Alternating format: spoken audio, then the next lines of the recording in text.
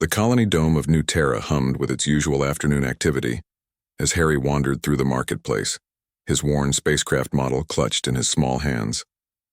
At 7 years old, he had already spent 3 years on this distant world, watching traders and diplomats from a dozen species pass through the human settlement. His parents worked in the agricultural sector, and Harry often found himself exploring the bustling trade district while they tended the hydroponics bays. That's when he saw her.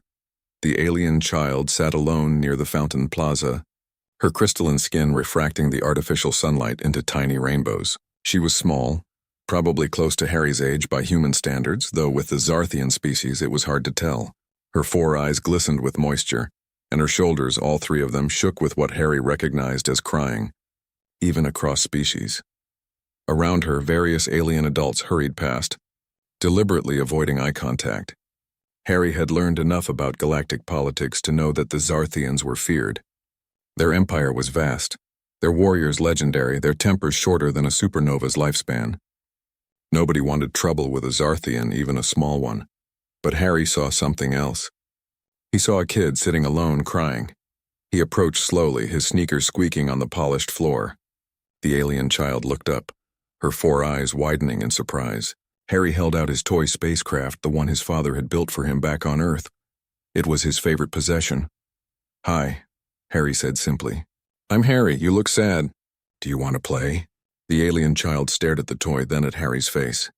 Her translator device clicked softly. "You speak to me." "Yeah, I'm speaking to you." Harry sat down beside her, setting the spacecraft between them. "This is the Starbound Explorer. It can do barrel rolls and everything. Well, in my imagination it can. I am Akeem," the child said quietly. Her voice, through the translator, sounded musical and fragile. "My parent unit is conducting trade negotiations. They left me here, said I would be safe." She gestured around at the empty space surrounding them. "But no one will come near." Harry shrugged. "I'm near, and I don't bite." He picked up the spacecraft and made it zoom through the air, complete with sound effects. "Whoosh, see?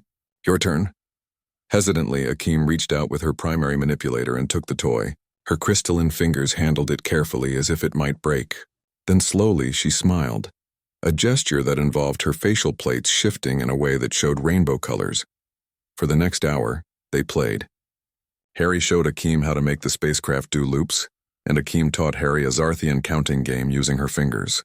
When Harry's mother came to collect him, he waved goodbye to his new friend and promised to come back tomorrow. He never made it back. The next morning, the colony's alarm systems shattered the peaceful dawn. 500 Zarthian warships had entered orbit during the night, their weapons powered and shields active. The massive vessels formed a perfect battlesphere around New Terra, their hulls gleaming with the iridescent colors of their warrior caste. Panic swept through the colony.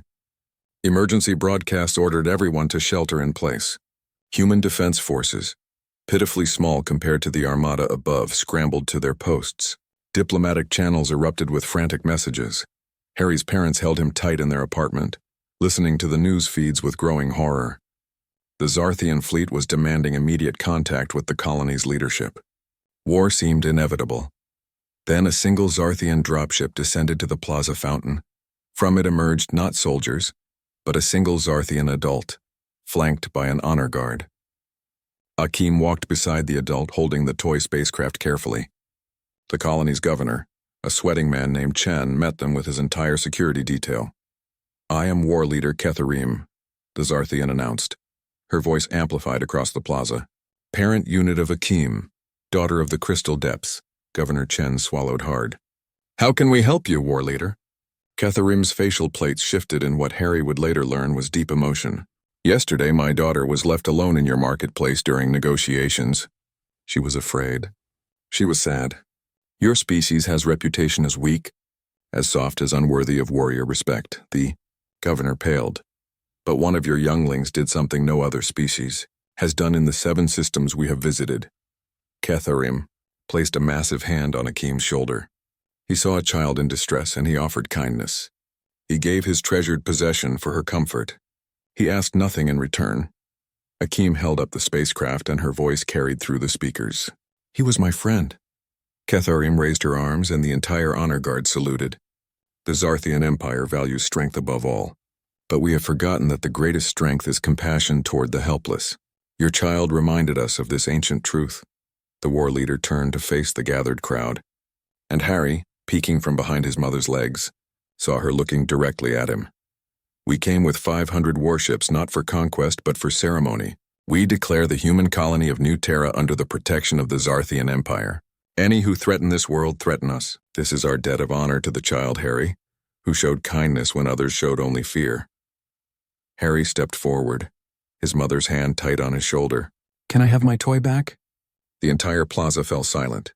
Then Akeem ran forward and pressed the spacecraft into Harry's hands. But it had changed.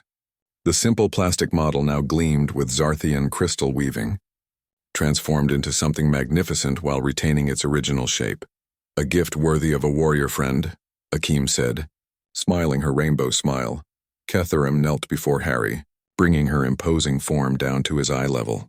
You gave freely when you had little to give. This is the mark of true strength. The Zarthian people do not forget such acts. As the warships above New Terra shifted from a battle formation to a protective perimeter, Harry looked at his transformed toy and then at Akeem. Does this mean we can play again tomorrow? Akeem's laughter sounded like wind chimes. Tomorrow, and every day after. And in that moment, with 500 warships standing guard overhead, a simple act of childhood kindness rewrote the diplomatic landscape of the galaxy. Because sometimes the mightiest warriors remember what it means to be gentle, and sometimes all it takes to change the universe is a lonely child. A kind gesture and a toy spacecraft that flies on imagination alone. The humans had earned their place among the stars not through weapons or technology, but through something far more powerful. The innocent wisdom of a 7-year-old boy who simply refused to walk past someone who needed a friend. The end.